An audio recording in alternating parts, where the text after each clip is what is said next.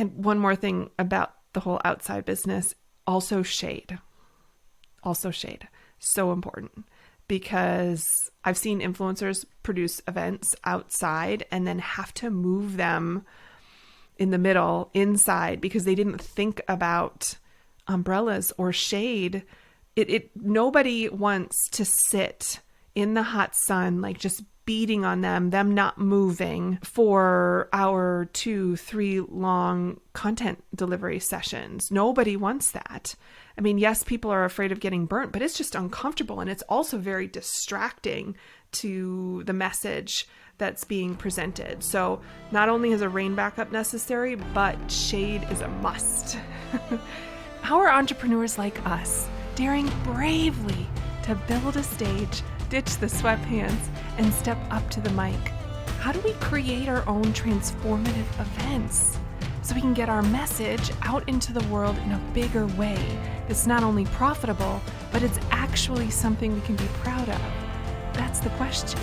And the answers are inside this podcast. My name is Sarah Pfeiffer. Welcome to Green Room Central.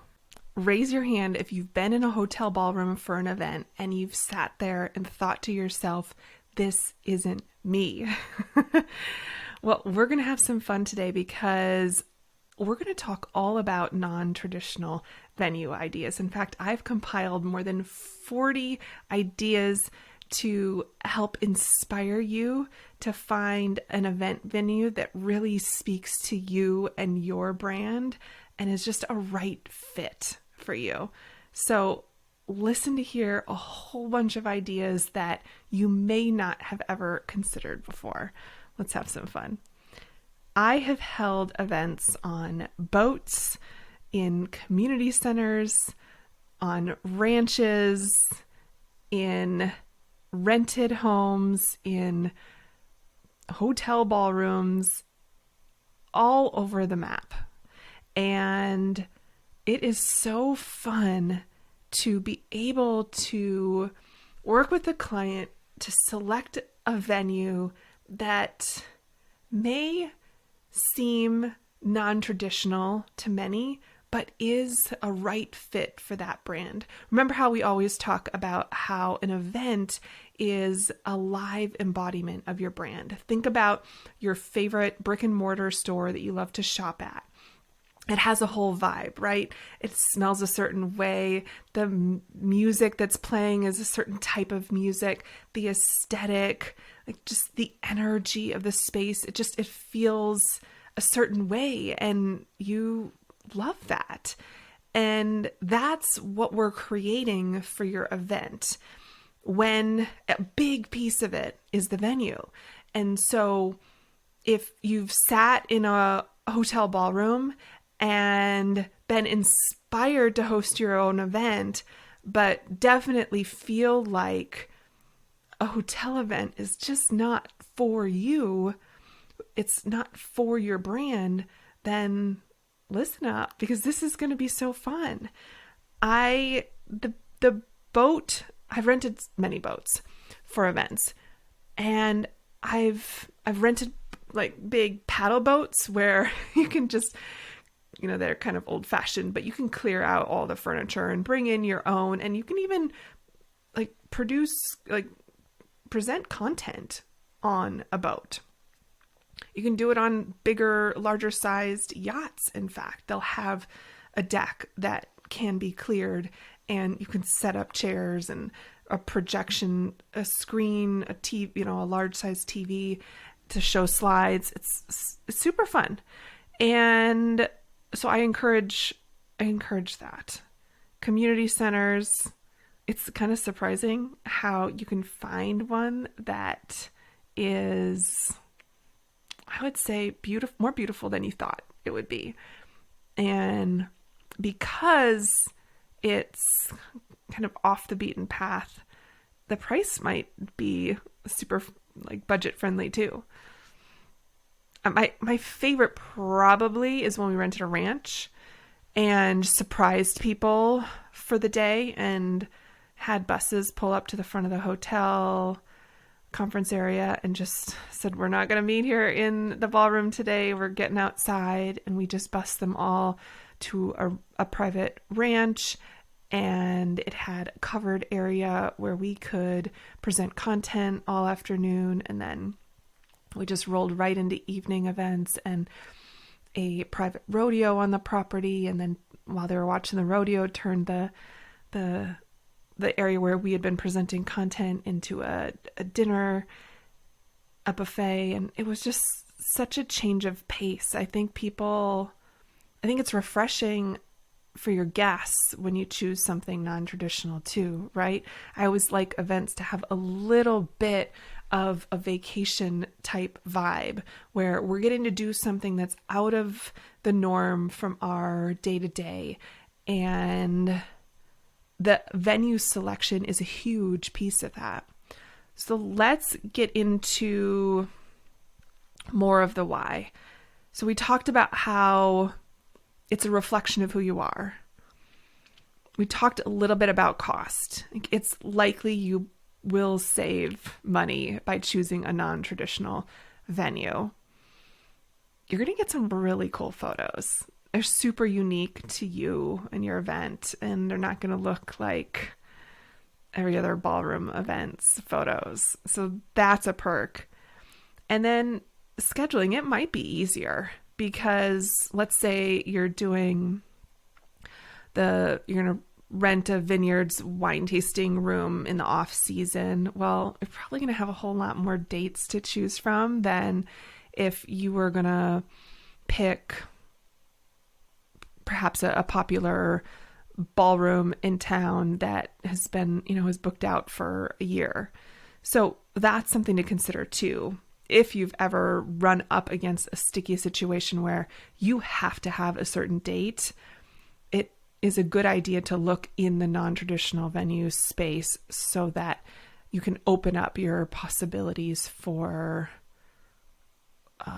hosting it on that day.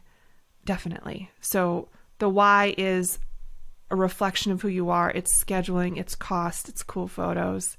So let's move on to the second thing I want to talk about, which is caution. Because you're using a non-traditional event venue, it may not be as event ready as a hotel. So inside of Live Event Academy, I provide a whole checklist for you to help you uncover what's really needed. And I know we don't have time to go through the whole checklist right now, but at a high level, it's things like them remembering or even knowing that it's a thing to refresh beverages or adios trash at a break. And maybe you're going to have to bring in some decor or some furniture or some amenities. I mean, maybe you're outside at a covered area at a park and you're going to need to bring in portable restrooms for the day. So there's all kinds of little things like that might be a factor of kind of an extra lift, if you will, for your team when you're choosing a non-traditional venue, because like I said, it might not be as event ready as a hotel. And that is a perk of using a hotel, is that there's just kind of, this is what they do and they do it really well. And it's, you don't have to think about as many things. So let's get into my ideas for you. And I'm just going to kind of list them all off. I want to preface it by saying that anytime I talk about a venue that's outside, anytime, there are no exceptions, it must have a rain backup. You must have a second plan flushed out so that if the weather turns, you're able to pivot and make the change with ease. One time I was producing an event in the Twin Cities in Minnesota, and we wanted to use a park. It was great. And that was the style that was kind of the vibe that we were going for, is lots of networking and keeping it casual. But it had to happen. it was not like we could postpone it because people were traveling in for this event. And so knowing that it can rain in the summer in Minnesota hard, it's not like Portland where it will just drizzle and you could get through it. The rain in Minnesota will make your event happen on a different day. That's for sure.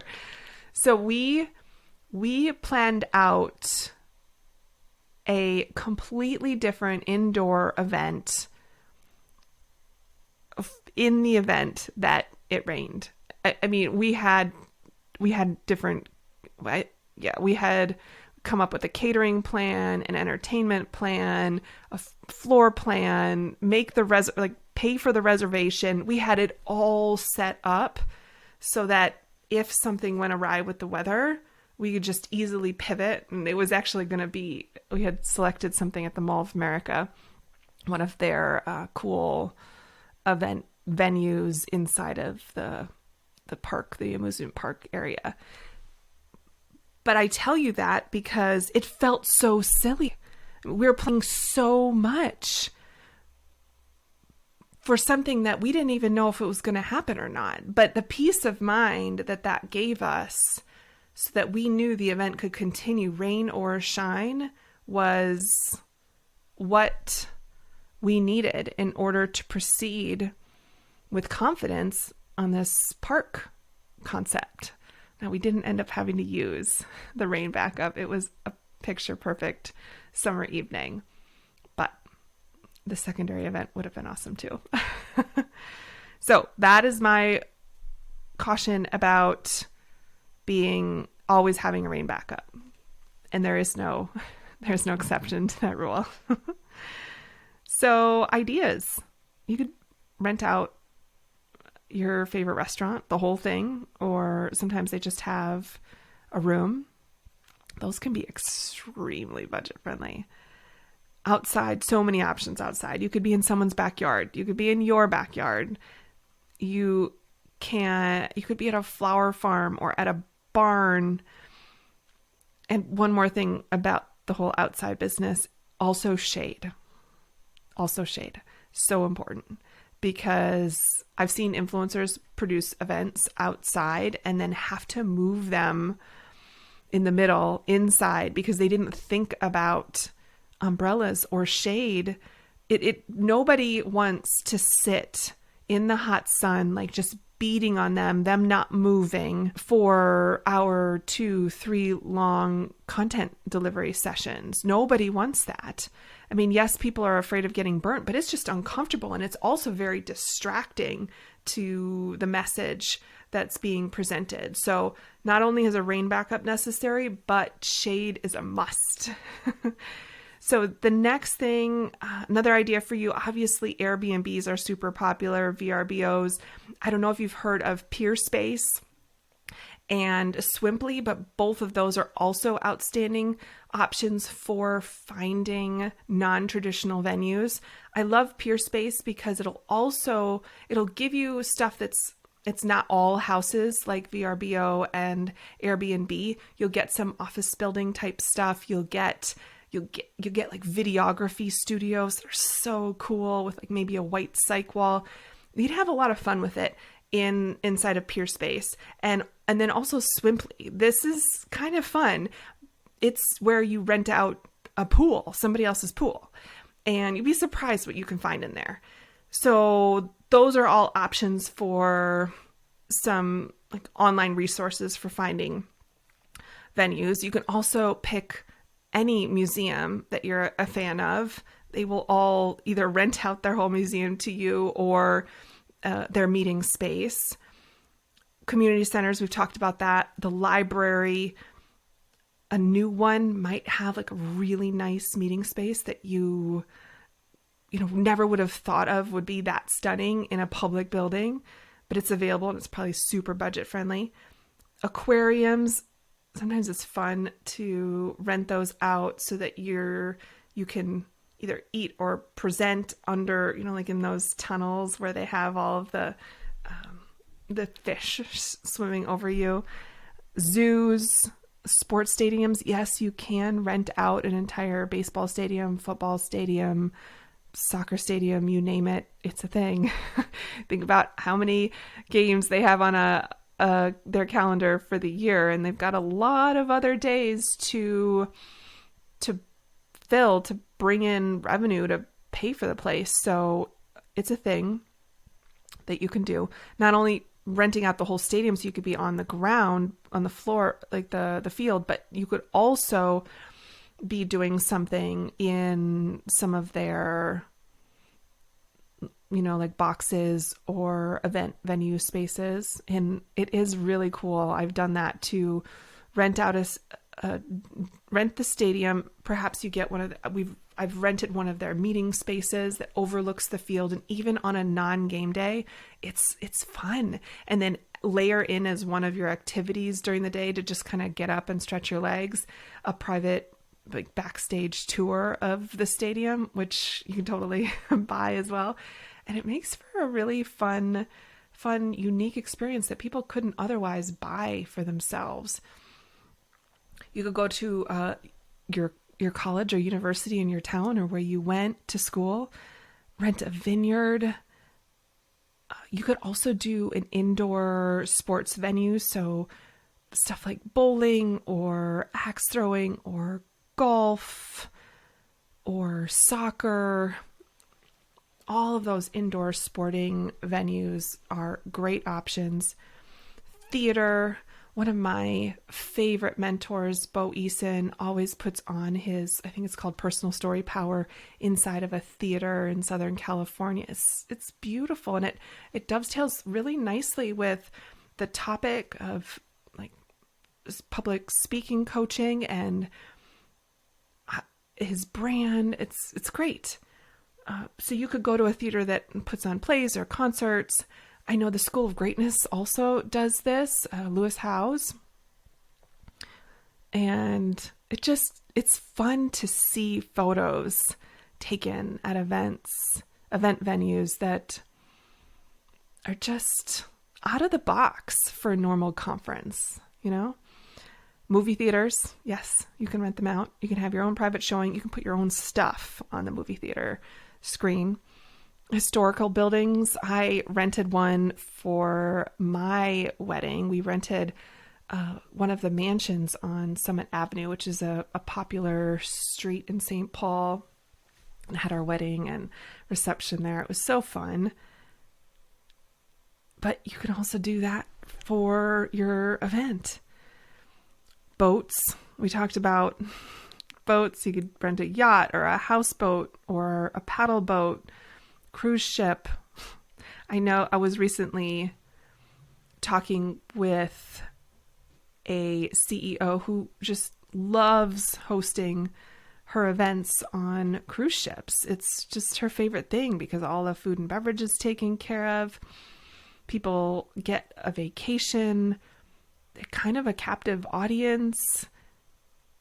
She can get meeting space. It's just kind of hotel rooms, or it's all included, and she loves it. Another idea for you is you could go to one of those art DIY places and rent it out. So place where they do the painting stuff or pottery or crafts. You could rent out your favorite store after hours. I know there's a lot of stores will offer private shopping events, and you can bring in food. You could deliver content in addition to having the option of shopping, private shopping. So fun. Botanical gardens, bookstores, obviously great for book launch type events. A yoga or Pilates studio, you definitely have a nice open space there that can serve a couple purposes. So you do some sort of part yoga and then part content delivery. Rooftops are a great option. So always be looking up and thinking, is there something that has a roof with the amazing view that I could rent? Clubhouses. So if anybody owns a condo or has an apartment that has a really beautiful clubhouse space that can be rented, chat with them and see if you could get that for your event. I've seen people rent out car clubs or like car motorcycle dealerships. So if you're a car or motorcycle fanatic and want to give that private experience to your guests while you host your event, I think that's fun backdrop. You could, a photo or a video studio, definitely look at that Peer Space for that. But you could also talk to your local photographer or videographer in whatever the area is that you're hosting your event for ideas there, because there's some really cool spaces that are typically for video or photo shoots that are really wide open, not really set up with a lot of services like food and beverage. You'd have to be bringing it in, and probably even furniture, but they'll make for beautiful event venues. You could go to a racetrack, golf course, an airplane hangar, a co-working space. We'll have some meeting space for you to rent. You could rent a historic fire or police station. Lots of city, state, and national parks have venues that you can rent. Breweries, of course, is an option. Cider, beer. Your office, don't discount what you already have. And even festival grounds. I once rented out a portion of Summerfest that's a Milwaukee music festival venue, for a virtual event. In fact, it made for a really cool, unique backdrop. Okay. I think that was more than 40. I lost count. But I think that what I'm hoping is that gave you some new ideas, did it? And perhaps a fresh perspective to consider. And if so, that's excellent. That was my goal for our conversation together today. I want you to embrace your uniqueness. I really encourage that, because that's exactly why your community loves you. So put in the work to find a venue that matches you and your brand, is a reflection of who you are, what you stand for. And, you can put in the work once to find that gem and then use it over and over and over again. That is the beauty of finding a really awesome venue. All right. Take care. Thank you so much for hanging out today. Questions, drop them into my DMs over on IG. Thank you for listening to the Green Room Central podcast. If you loved this episode, then please take a screenshot on your phone and post it to Instagram, and be sure to tag @SarahPfeiffer and let me know why you liked it and what you'd like to hear, or who you'd like to hear from in the future. That'll help me know what to create for you. Also, if it's on your heart to host your first or next event this year and you need a jump start, let's connect for a strategy session. Just go to greenroomcentral.com. In a 2-hour intensive private session, I can help you pivot, scale, or start your event vision from scratch. Together, we will build an actionable plan so that you feel confident and clear on your next steps. Go to greenroomcentral.com right now to sign up. I appreciate your commitment to leveling up and learning the mindset and strategy of live events. Keep going. Keep learning. If you want more, head over to greenroomcentral.com for show notes and all the links from today's episode.